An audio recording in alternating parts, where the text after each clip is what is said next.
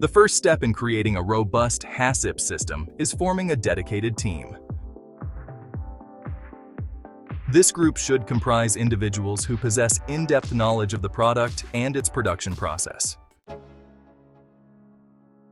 The team's primary responsibility is to develop a comprehensive HACCP plan tailored to your specific operations.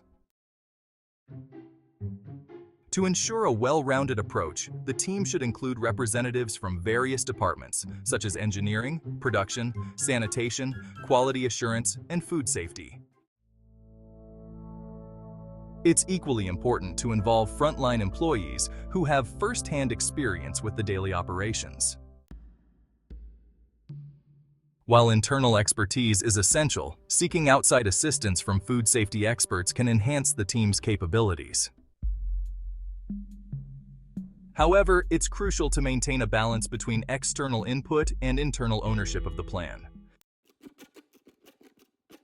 To maximize the effectiveness of the HACCP team, members should possess a strong understanding of hazard analysis principles. This includes the ability to identify potential hazards, assess their significance, and develop control measures to mitigate risks.